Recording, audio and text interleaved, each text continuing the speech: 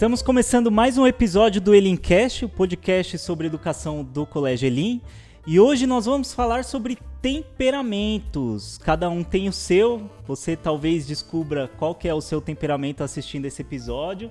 E a gente trouxe hoje a Kátia, que vai conversar conosco sobre esse tema, principalmente sobre como aplicá-lo em sala de aula, como que o temperamento pode ser uma ferramenta aplicada na sala de aula e até em casa também, para conduzir melhor as nossas crianças, né?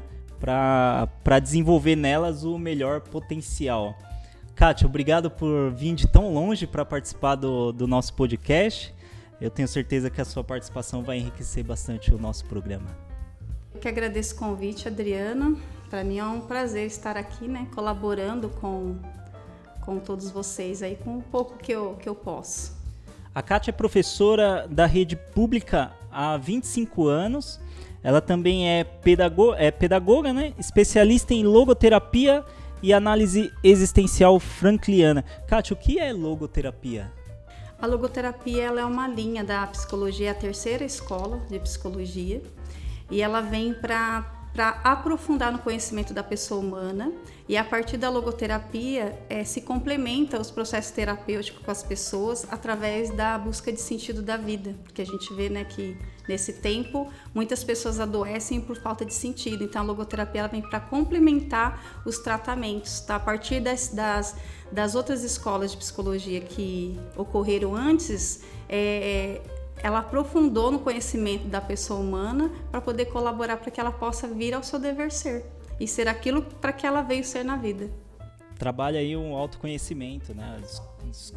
Descobrir o sentido, né? E uma terapia para que essa pessoa se desenvolva cada vez mais. E os temperamentos têm muito a ver com o autoconhecimento também, né? É importante que a gente saiba com que temperamento nós nascemos, mas tem gente que nunca ouviu falar nisso e está ouvindo isso no podcast pela primeira vez. Esses temperamentos eles têm se tornado comum principalmente para os adultos, né? Mas eu queria entender se é possível já na infância identificar os temperamentos de uma criança. Então, o temperamento ele é uma característica que já nasce com a criança. Desde o nascimento, o indivíduo ele já tem algumas características específicas e a gente começa a observar na medida que a criança ela vai se desenvolvendo, ela vai crescendo. Então, o temperamento é como se fosse o chão, como se fosse o chão onde a personalidade vai ser construída. Então, onde a semente da personalidade, a planta da personalidade vai ser semeada. Então, a gente começa a observar desde a infância que as crianças elas têm alguns comportamentos de reação diferentes umas das outras, já desde pequenininhas. Aí, no decorrer da nossa vida como adulto, nós também vamos percebendo que temos essas características. E aí é interessante porque a forma como elas reagem. Então, por exemplo, tem crianças que reagem rápido a uma determinada situação, outras já mais lentamente. Outras, ela guarda na memória mais as emoções, a outra ela não guarda. Então, esse comportamento demonstra que cada ser humano, ele reage às circunstâncias da vida e àquilo que acontece com ela de maneiras diferentes. A resposta que ela dá como pessoa diante das realidades. E são 4, né, os temperamentos. Quais são esses temperamentos? São 4 temperamentos básicos, né? Então, a gente diz que são 4 temperamentos puros, mas que ele também adquire um pouco da característica do outro, mas quando a gente classifica, né, é uma ciência antiga, uma ciência que a gente chama de ciência simbólica, né, da simbólica, que foi desenvolvida na Grécia. E eles começaram a observar os elementos da natureza, observar assim que alguns elementos que eles observavam na natureza, os elementos minerais, ou mesmo fenômenos, eles eram muito constantes. Então, por exemplo, as 4 estações do ano, ocorria as 4 estações do ano. E aí, nessas pesquisas, nesses estudos, um dos filósofos chamado Hipócrates, ele desenvolveu essa teoria porque ele observou que 4 características básicas se repetiam no ser humano. Então ele passou a observar. E na medida que ele foi observando isso, ele trouxe um esquema, uma classificação para essas características, para que a gente pudesse conseguir identificar a forma de cada ser humano reagir diante da realidade. E sempre a gente fala em temperamento sempre reação, são sempre impulsos, né? Não tem a ver, por exemplo, com decisões, ainda são reações. E aí aqui a gente tem, né, é classificado em 4 temperamentos, que é o colérico, o sanguíneo, o fleumático e o melancólico. E quando a gente fala desses 4 temperamentos, a gente classifica como se fossem temperaturas. E aí eu vou associar aqui para quem está ouvindo,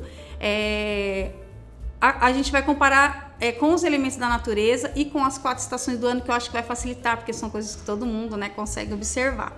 Então, assim, dentro dos 4 temperamentos, queria que você que está aí escutando, você imaginasse uma cruz, né? E nessa cruz você imaginasse lá em cima, na parte da cruz, o elemento quente, o elemento calor. E no pé dessa cruz, o elemento frio. Então, tem pessoas que nascem, né, vamos pensar nas crianças, que o assunto aqui é criança. As crianças, elas podem ter o temperamento quente, elas podem ser quentes ou elas podem ser frias. Então, quando a gente fala de um temperamento quente, são as crianças que são expansivas, são aquelas crianças que não são nada tímidas. Elas têm uma facilidade de expressar, de expor a sua ideia, de expor a sua opinião, de opinar, né, de atuar na realidade.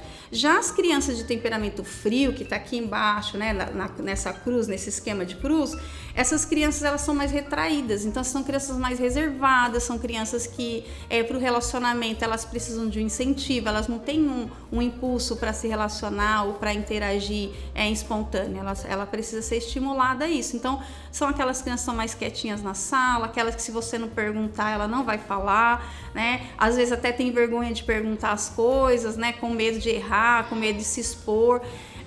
Diferente das crianças do temperamento quente, que você não precisa nem falar para ela, que ela mesma já se coloca à disposição para responder, né, e trazer aquela impressão que ela teve, ela já quer interagir. E aí, nesse processo, nesse desenho da cruz, a gente tem aqui o quente e o frio, e aí a gente tem de um lado o úmido e do outro lado o seco. Então, aqui a gente tem quente, fogo, frio a gente diz que é o elemento... Gelo? Gelo. O elemento frio é o elemento água, o elemento, né, terra, vamos dizer assim. Terra e água, eles são frios. Só que a água é úmida. E no caso do calor, do quente, ela pode ser, ela é calorosa, né, ela é fogo, mas ela pode, no elemento seco, ela pode ser tanto quente como ela pode ser fria. E aí a gente fala que o temperamento da criança, ela pode ser quente, ou seja, expansiva, ela pode ser fria, ela pode ser retraída, ela pode ser úmida, então ela é aquela que gosta de relacionamento, gosta de se envolver, ela gosta de gente, ela gosta de amigos, ela gosta de interação. E o elemento seco, ele não gosta, ele já gosta mais assim, ele já é mais resistente a esse relacionamento, né?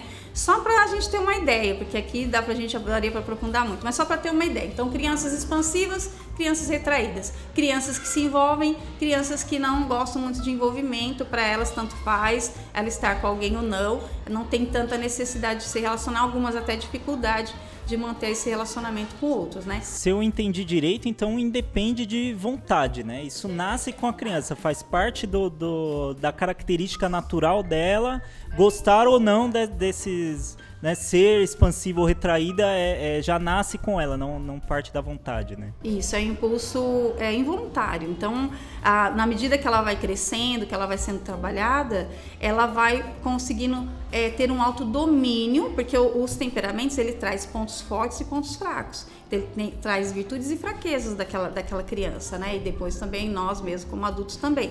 Na medida que nós vamos formando a nossa personalidade, formando o nosso caráter, a gente vai dominando esse temperamento. Então as nossas deficiências, nossas fraquezas, elas são dominadas e as virtudes, elas são elevadas. Então a gente, aí o objetivo da nossa conversa aqui, né? Então assim, não basta só eu saber, porque o temperamento não não é para eu rotular a criança. Ah lá, ó, ele é assim porque ele é colérico, ele é assim porque ele é fleumático, ele é assim. Não é pra gente rotular, porque se a gente rotular, a gente reduz a criança.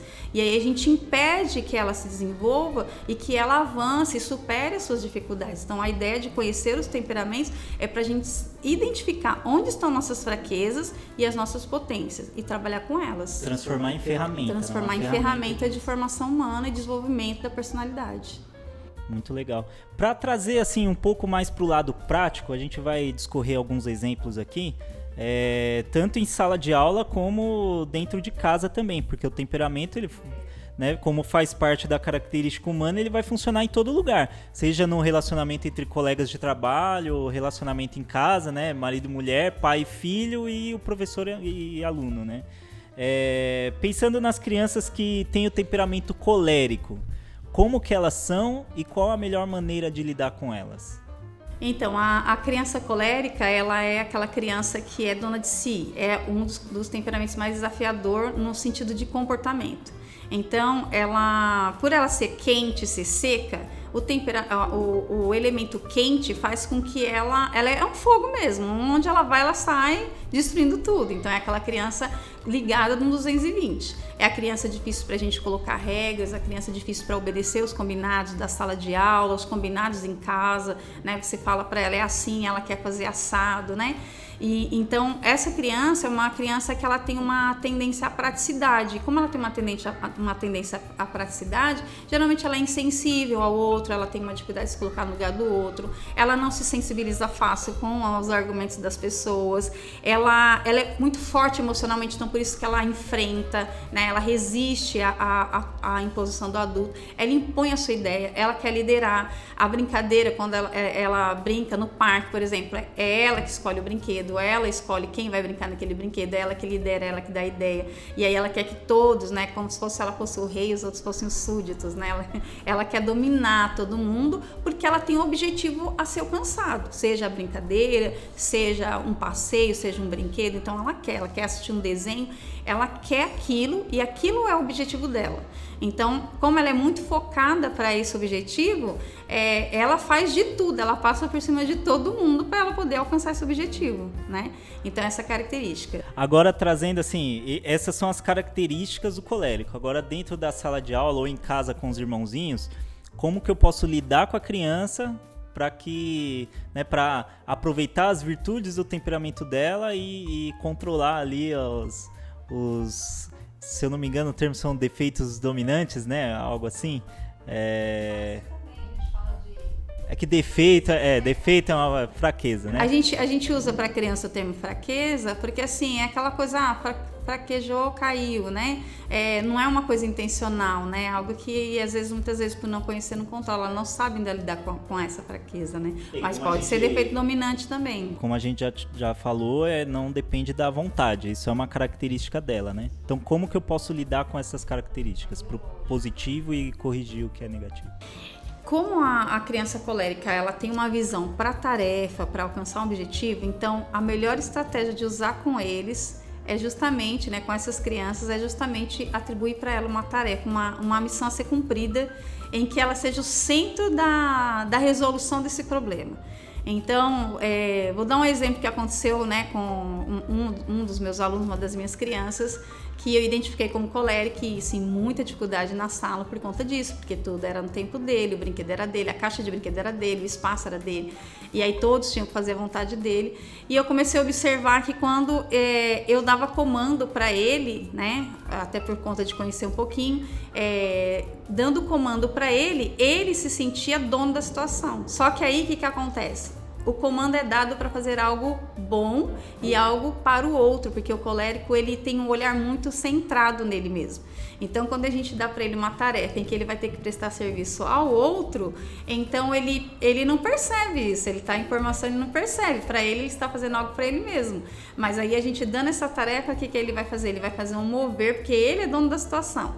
Então, aconteceu uma situação que eu fui buscar um objeto perto da sala, saí, fui buscar um objeto no corredor e falei assim para essa criança, eu falei assim, cuida da turma para mim e quando eu chegar você me diz se ficou tudo bem. Aí quando eu voltei, eu vi que uma criança tinha saído para ir ao banheiro e voltado, mas assim, foi coisa de segundos. E aí eu voltei e falei, por que as crianças estão saindo? Ele falou assim para mim assim, porque eu estou deixando eles irem ao banheiro. E todos estavam sentados, esperando o comando dele de ir ao banheiro. Então ele falou assim, você pode ir, você pode ir, agora você pode ir. E as crianças voltando sem tumulto. E é uma criança que tem dificuldade de regra, mas para colocar a regra por grupo, porque como ele é o centro, né, tudo gira em torno dele, então ele fez um movimento, ele ganhou uma tarefa nobre de estar com a turma, de conduzir a turma, de liderar a turma para algo bom, porque eu tinha ido buscar algo que era para eles, né? Então nesse movimento, ao invés de ter um comportamento descontrolado, naquele momento ele teve um comportamento virtuoso de cumprir aquilo que eu pedi para ele fazer. E assim também em casa com os irmãos, né? Então quando atribui para, ou mesmo dentro da sala, quando atribui para eles uma tarefa, de repente ele quer assistir TV, ele quer brincar, ele quer pegar o brinquedo, daqui a pouco ele quer outra coisa. E aí os pais falam, não, agora não é hora disso. Qual que é a importância? Primeiro que os pais precisam colocar que quem é dono da situação são eles, que são adultos. Não no sentido de opressão, no sentido de falar, não, quem manda aqui sou eu, porque eu sou... Não nesse sentido necessariamente, mas no sentido de mostrar para ele, não, a gente precisa organizar. E eu sou seu pai, eu sou a sua mãe. Então, assim, a gente tem uma organização nessa casa. Então, de tal hora você vai brincar com videogame, de tal hora você vai fazer uma leitura, de tal hora. Então você começa a colocar uma rotina, horários, tarefa para ele cumprir. Então agora você vai guardar o brinquedo. Eu fico imaginando os professores que estão assistindo e os pais também já pensando assim, eu tenho um aluno assim ou meu filho é assim. Tá vendo o seu filho aí ou o seu aluno aí, já aproveita, faz algumas anotações para poder aproveitar em sala de aula depois, né? Passando do colérico para o sanguíneo, o que é o temperamento sanguíneo, como que é a criança sanguínea e como lidar com as suas características também. Só uma coisinha, muito importante sobre o colérico, é que o colérico ele é irascível, né? Ele é irritado, então ele quer ir para cima. O adulto é importante quando for fazer esses combinados, quando conversar com a criança colérica, principalmente quando ela estiver resistindo à regra, procurar fazer isso no momento que ambos não estejam com raiva, para ter mais fruto, né? Eu acho que é importante falar isso, mas... Não dá para jogar pólvora no fogo, né? Exatamente, é esse exemplo mesmo. O temperamento sanguíneo. O temperamento sanguíneo, dentro do nosso esquema, ele é um temperamento quente e úmido. Então, ele é quente porque ele é expansivo. O sanguíneo é aquela criança que chega na festa e faz amizade com todo mundo. Ele entrou no primeiro dia de aula, ele já quase sabe o nome de todo mundo no final da aula. No final do dia, ele chega em casa, ele já conta quem são os amigos dele, chamando pelo nome. Então, porque ele é uma criança que ele gosta de se relacionar. E por ele ser quente, né, ele é úmido, então ele envolve, ele gosta de envolver. Por ser quente, ele é expansivo. Então, onde ele chega, ele marca presença. Depois de adulto, é aquele, a gente pensando no adulto, é o popular, é aquele que quer estar sempre rodeado de amigos, né? Todo mundo gosta da companhia dele. E aí, por ter essa característica, por ser muito expansivo, diferente do colérico, o sanguíneo, o colérico ele se relaciona com as pessoas para conseguir algo. Então, a criança colérica ela vai brincar com o outro porque ela quer o brinquedo dela. O olhar tá para a tarefa, né? Não tão pro outro, né? Para a tarefa, né? Pro objetivo dela. Já a criança sanguínea não. Ela não tá se importando muito o que ela tem. Se ela tiver que dar a bola, a boneca, toda a caixa de brinquedo, só para aquele coleguinha brincar com ela vai dar. Porque ela quer se relacionar, ela quer a companhia, ela quer o envolvimento, ela quer a atenção, né? Ela tem uma carência de atenção, uma necessidade de ser percebido, de ser visto, né? De ser valorizado. Então é uma característica da criança sanguínea. E por conta disso, ela se importa muito com as opiniões do outro. Então, assim, ela, às vezes, ela até é conivente com alguma situação, justamente porque ela não quer que ninguém pense mal dela. Então, assim, ela dificilmente vai entregar outra criança, né? Ela vai ficar conivente ali, diferente do colérico. O colérico já vai ser aquele que vai denunciar, né? Para poder resolver um problema. E por conta de ela querer agradar muito, querer interagir, é uma criança, por exemplo, que interfere na conversa dos adultos, né? Os adultos estão conversando, ela tá lá se intrometendo, e aí ela leva bronca. Não, sai daqui, daqui a pouco ela volta. Vai brincar, daqui a pouco ela volta. Então, porque ela quer interagir, de repente aquela tia que ela não vê muito, aquele tio que ela não vê muito, né? A avó, e aí ela quer conversar, ela quer que todo mundo olhe pra ela e fale assim, eu tô aqui, né? Me percebam.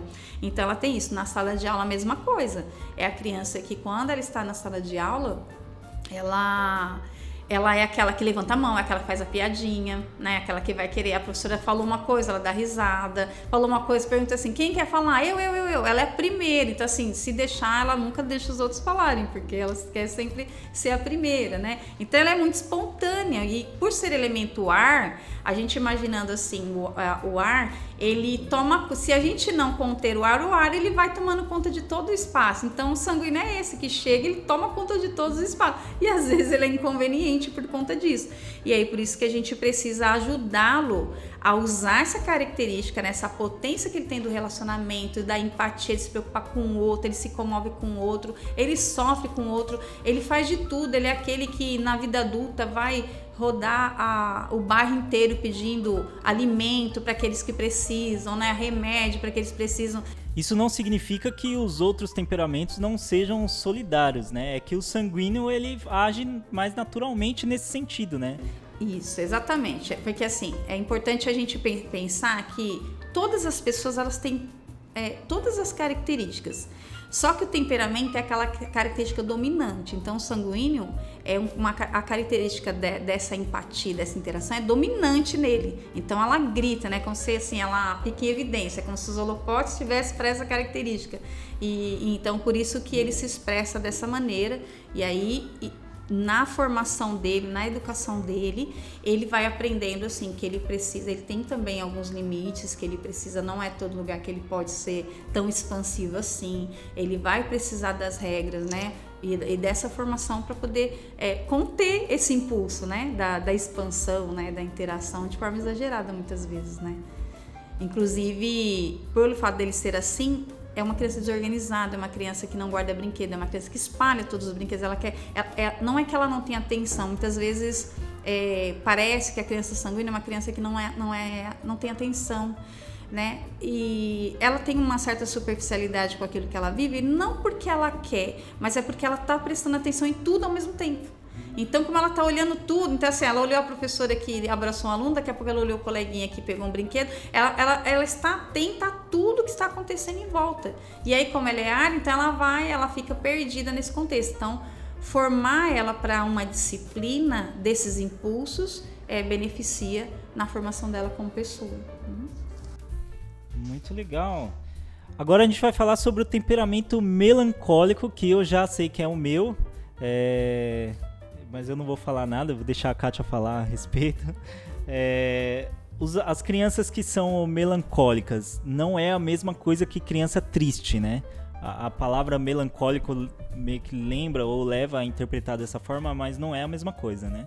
Não, a criança melancólica, o ser humano melancólico, ele é profundo, né? Ele é profundo.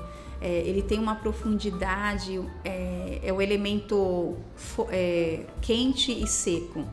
Então, quente porque... Não, perdão. É seco e frio. Seco porque ele não é muito dado à relação, né? Ele é mais resistente ao relacionamento, é aquela criança que fica isoladinha, que ela dá graças a Deus que ninguém veio pegar o brinquedo dela, se ninguém vier falar com ela é um favor que faz, né?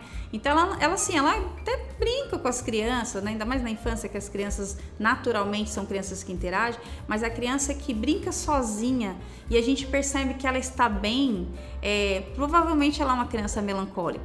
Então, porque ela é profunda, então ela brinca e no momento em que ela brinca, ela mergulha naquele faz de conta. Se ela vai ouvir uma história, ela tá ali olhando pra gente na sala de aula e ela tá imaginando aquele personagem, e ela entra naquele personagem, ela imagina o que ela faria se ela estivesse ali. Então ela fica quieta, geralmente ela não levanta a mão para perguntar, porque ela tá ali mergulhada, ela não faz comentários durante a história, e ela se irrita quando atrapalham, porque ela gosta dessa interiorização. Então, como ela se aprofunda muito, né, no que ela está vivendo, né, ela reage de forma muito profunda, e muito reflexiva, então ela demora a reagir diante das realidades, diferente do sanguíneo e do colérico. Então, quando eles reagem rápido, o melancólico ele é mais lento, ele é profundo no raciocínio, então assim, ele entende com muito mais profundidade. Até para ele dar conta de tudo que ele consegue enxergar, para ele é um processo, né, assim, até doloroso, porque ele aprofunda naquela experiência. Então a reação dele é mais lenta, né? Então são crianças mais metódicas, crianças quietinhas, crianças que ficam brincando, né? Eu tenho um cunhado que ele era melancólico, e a mãe conta que ele pegava o carrinho, ele ficava horas com aquele carrinho, e aí todo mundo disse, cadê o fulano? E aí falou assim, fulano tá brincando, e ele ficava horas ali, ninguém nem sentia falta, ninguém nem se dava conta, né? Por conta disso, para ele mergulhar ali naquela experiência, ali ele ficar introspectivo, né? Na vida adulta, muitos intelectuais são assim, porque se aprofunda nos estudos, estuda e aprofunda, e quer buscar resposta, e quer ter resposta para tudo, né? Planeja. Então, é uma das características do melancólico, a baixa interação e a profundidade, né? E aí, como que a gente trabalha com o melancólico dentro da sala de aula e, de novo, dentro de casa também? Como conduzir melhor? As crianças melancólicas, primeiro a gente precisa fazer um movimento para ela interagir de uma forma que não seja brusca, que não exponha ela, porque como ela tem muito medo de errar, a criança melancólica ela se autocobra demais. Então, se ela vai fazer um desenho, o desenho não saiu bom, ela achou que o dela ficou feio, ela não quer terminar. Ou às vezes ela é aquela que fica ali horas, você já mudou a atividade e ela quer terminar porque ela é perfeccionista, né? Então, como ela é muito autoexigente, primeira coisa é importante o adulto ajudar essa criança a perceber que o erro faz parte, né? E que tudo bem se ela errar, né? Que tudo bem se ela não conseguir, tudo bem se ela não entender.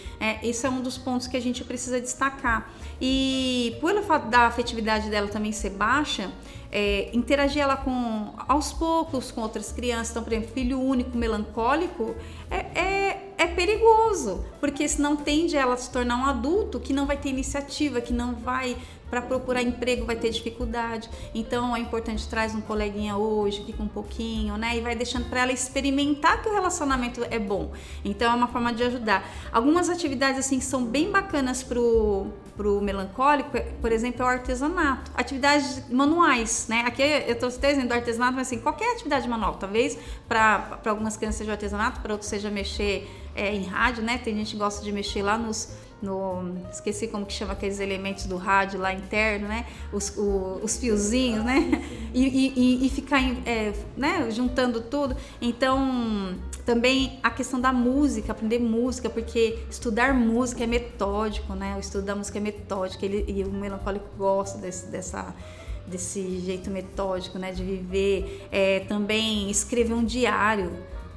Se não quiser escrever um diário, escrever qualquer coisa, né? Escrever poemas, escrever cartas, seja o que for, escrever o que aprendeu, escrever crônicas, seja o que for, mas escrever, porque como ele não é expansivo, ele é retraído, então ele precisa expor isso que está dentro dele. E a escrita, né, é muito boa para poder fazer com que ele expresse o que ele sente. O que o sanguíneo e o colérico expressar abertamente para todo mundo, ele expressa ali de uma maneira mais reservada, né? Isso, exatamente. Sim, porque ele não gosta muito de se expor. Então é uma forma... Tanto que se alguém lê uma redação de um aluno, né, de uma criança...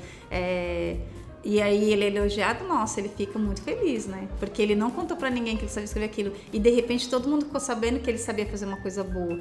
E o melancólico, quando ele é dado a profundidade, então ele é exigente nesse sentido, quando ele percebe que as pessoas perceberam essa qualidade dele, ele se autoafirma, a autoestima dele, né, também E aí... a gente estimula o relacionamento, né, também, né, nesse sentido. Então, são crianças que geralmente são muito choronas, são muito obedientes. Então, assim, a rotina da casa, ela é importantíssima para a criança melancólica, porque ela não gosta de bagunça, ela não gosta de tumulto, ela gosta de paz, né, diferente do sanguíneo, ela é o oposto do sanguíneo, ela gosta de paz, ela gosta de tranquilidade.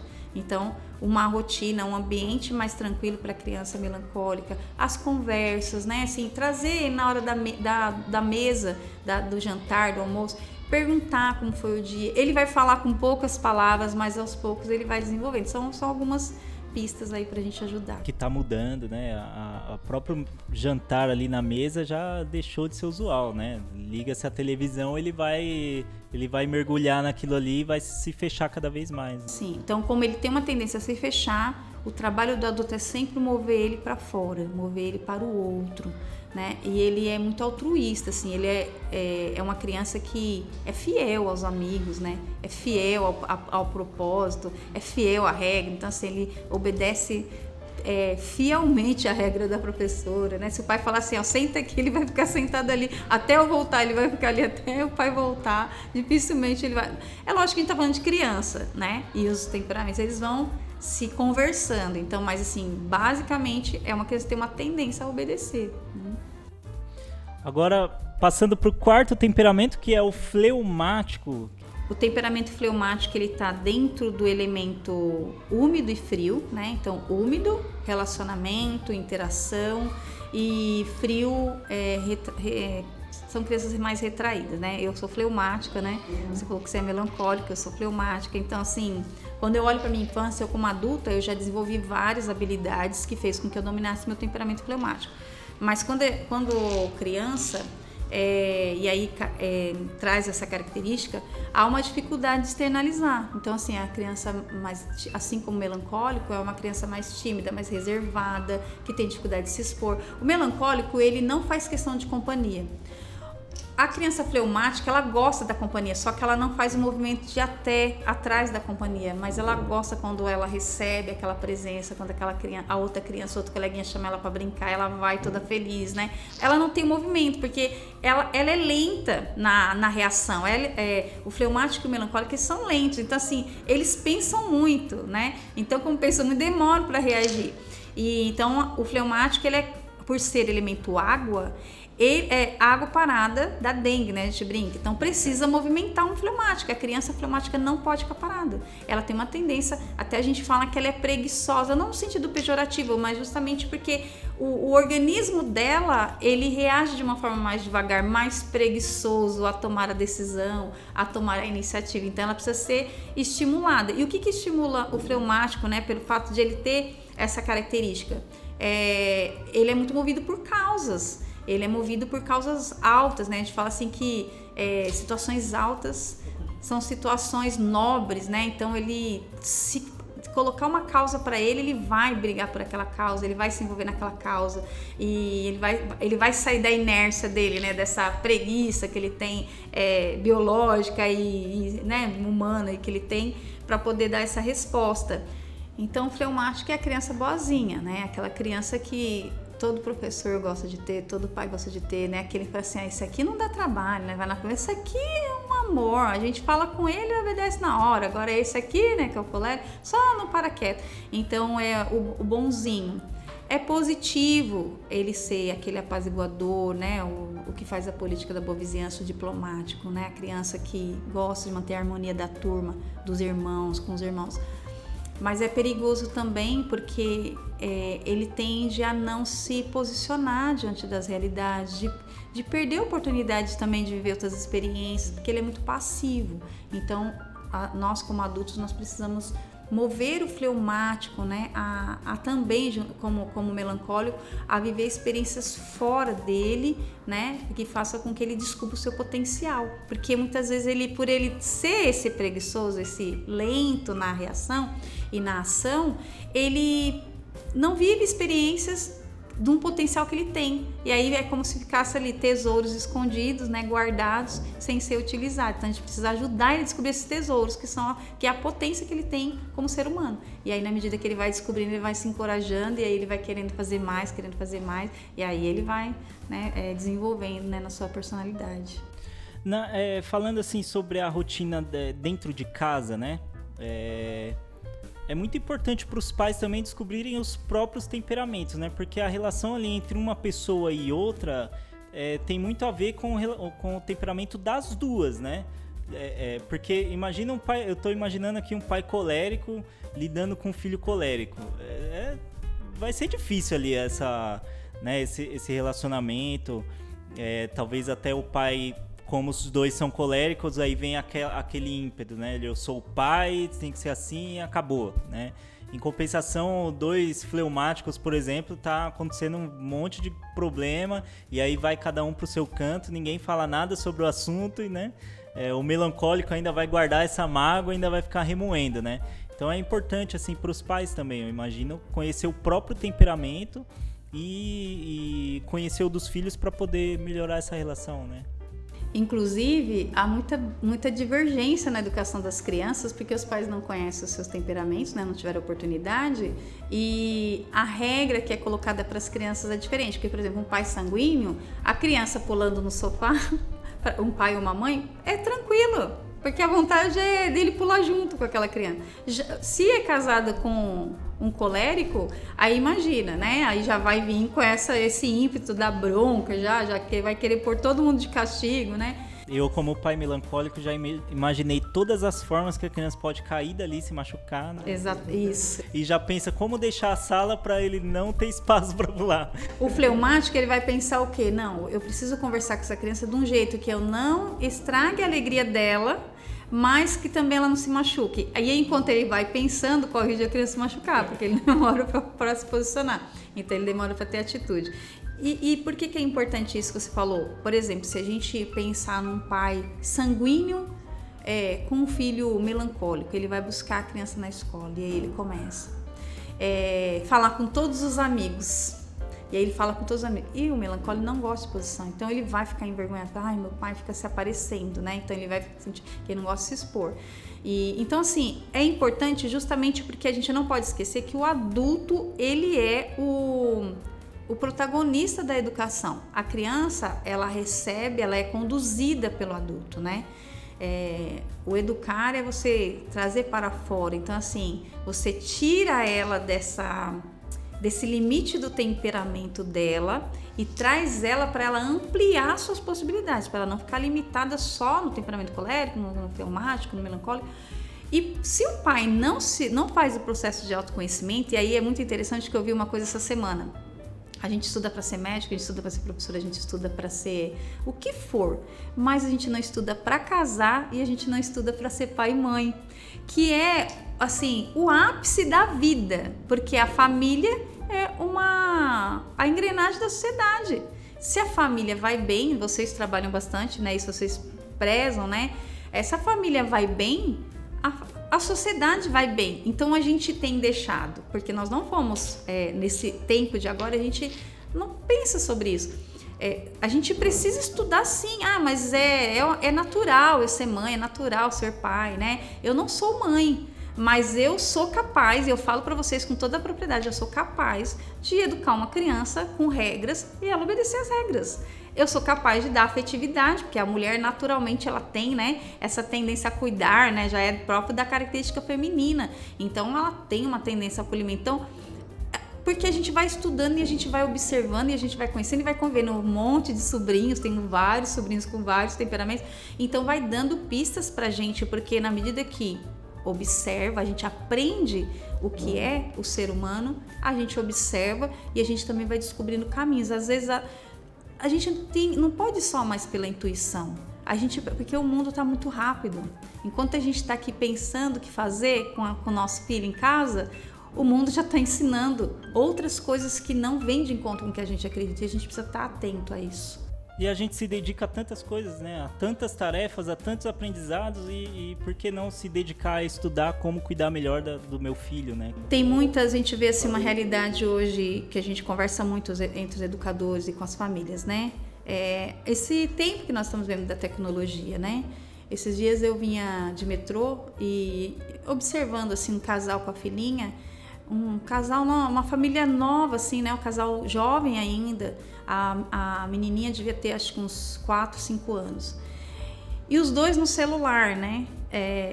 Não criticando o celular, porque todo mundo hoje, a gente sabe que eu tenho que me controlar, né? Porque assim, a tecnologia ela engoliu muito a gente mesmo nas rotinas. Mas aí observando os dois, eles não se olhavam, os dois com o celular, digitando no celular e a menininha sentada no colo do pai. E naquele momento, observando de fora, me trouxe essa reflexão, né? Pensando que o momento em que era um momento de passeio, talvez eles estivessem passeando, ou mesmo o trajeto do trem, é um momento de conversar, um momento de conhecer, de falar sobre o que gosta, de perguntar para a filha se você está bem. E não há essa interação mais. Então os pais não estão percebendo que mais do que dar coisas é a companhia, porque é justamente a interação dos pais com os filhos que vai formar essa criança. Não são as coisas que ele vai ganhar. No leito de morte, os especialistas, né, plantonistas, os médicos, eles falam que no leito de morte as pessoas não lembram do brinquedo que ganhou na infância. Elas vão lembrar daquilo que... quem esteve presente, né, do ser... quem foi para elas, né? Quem esteve presente na vida delas, as lembranças que elas trazem, quem ela não perdoou. Então, pensar isso já desde a infância, da educação infantil, as crianças até os 7 anos que estão formando a sua personalidade, é essencial para que grave nesse chão que é o temperamento, né? Que forme o caráter. A gente fala que o caráter é o tronco da árvore, enquanto o temperamento é o chão, o caráter é o tronco e a personalidade são os galhos, né? Os frutos que vão surgir na biografia dessa criança. Então, a gente precisa começar agora, né, a tratar esse solo, né, a trabalhar nessa terra. Kátia, para encerrar, eu queria que você deixasse uma mensagem tanto para os pais que estão assistindo e ouvindo, quanto para os professores, né, nas suas salas de aula. Uma mensagem de professora para professores e também para os pais que estão assistindo a gente. Eu queria dizer assim que a gente precisa gostar de gente, né? Gente gosta de gente. Se a gente não gostar de gente, mesmo o melancólico e o colérico, que tem lá o colérico com seus interesses e o melancólico com a sua profundidade, né, o seu isolamento, a gente precisa conhecer o que é o ser humano, né? E quando eu falo conhecer o ser humano, conhecer o homem com H maiúsculo, né? Esse ser que está aqui. Todos nós temos uma tarefa a cumprir nessa vida, né? E aí, trazendo um pouquinho da logoterapia, né? Que é a minha especialização. O Viktor Frankl, ele fala, né? Eu trouxe até uma frase dele aqui. Num dos livros dele, ele diz assim que... só para vocês contextualizarem, ele foi sobrevivente de 4 campos de concentração. E quando ele desenvolveu a logoterapia, ele ainda não tinha estado no campo de concentração. Quando ele foi para o campo de concentração, ele descobriu que, e aí a essência da logoterapia, que há uma característica humana que o animal não tem, que é a liberdade. O ser livre, pode acontecer a circunstância que for, eu posso ter o temperamento que eu tiver, eu posso ter a história de vida que eu tiver, eu não escolhi quem é meu pai, não escolhi quem é minha mãe, não escolhi onde eu nasci, não escolhi ser rico, ser pobre, não escolhi. Mas há um elemento humano que é a liberdade. E o Viktor Frankl, quando ele desenvolve a logoterapia, ele fala que a liberdade é capaz de levar o ser humano onde ele quiser ir, né? Onde ele pode, ao dever ser dele, ou seja, ao máximo da sua potência, ao cumprimento da sua missão de vida. Nessa frase ele diz assim: o que é então um ser humano? É o ser que sempre decide o que ele é. É o ser que inventou as câmaras de gás, mas é também aquele ser que entrou nas câmaras de gás ereto, com uma oração nos lábios. Então, o que ele quer dizer com isso? O homem morreu no campo de concentração. Mas o espírito dele, onde está a capacidade de liberdade, de livre-arbítrio dele, de ele escolher quem ele é, ainda assim, mesmo diante da possibilidade de morte, da certeza da morte, ele não se rendeu. Ele se manteve íntegro no seu espírito, na sua alma, no seu interior. Então, a sua essência humana, ela não se rende, mesmo que o corpo morra. Ela não se rende. Então, por que eu trouxe essa frase? Porque nós somos livres. Os pais que estão ouvindo são livres. Nós podemos ouvir tudo isso aqui, depois ligar o podcast e nem lembrar. Mas essa conversa nossa, ela pode se tornar a salvação da nossa família. E eu não estou falando porque eu estou aqui. Porque o que eu trouxe aqui são pessoas que já experimentaram. Eu só estou repassando o que pessoas já vivenciaram, já descobriram, né? Pessoas intelectuais. Eu não sou nenhuma intelectual. Então, primeira coisa, a gente decidir. Então, seja professor. Eu sou professora de escola pública e se eu fosse depender das condições de trabalho, das realidades, de famílias perfeitas, né? Eu não estaria nem trabalhando mais. Eu tô concluindo 25 anos de profissão. Mas a cada ano eu decido ser uma melhor professora. Eu já fui muito pior. Se eu tô aqui hoje conversando com vocês é porque eu olhei para minhas crianças lá na sala de aula e eu decidi. Eu falei, não, eu não vou me render as dificuldades do sistema. Eu preciso superar. E quando eu vou... E ninguém precisa ver. Quando eu deito a minha cabeça no travesseiro, hora eu durmo satisfeita, falei, puxa vida, consegui. Mas tem hora que não. E tudo bem, porque faz parte. É só a vida acontecendo, como, né, diz muito especialista, é a vida acontecendo. Então eu não posso, eu escolhi essa profissão. A mesma coisa pai e mãe. Então hoje é o dia assim, de a gente pensar sobre isso. Eu decido quem eu quero ser como professor, quem eu quero ser como pai, quem eu quero ser como mãe, a avó, seja quem for que cuide da criança. E eu quero também escolher que oportunidade eu quero dar para o meu filho e para minha filha de também poder conhecer e descobrir a sua potência como ser humano. Para quando ele se tornar adulto, ele ser capaz de, com a cabeça erguida, enfrentar as dificuldades, não ter medo do sofrimento e as suas fraquezas ele fazer, né, de um limão, fazer uma limonada, né? Acho que é isso que eu queria deixar de mensagem.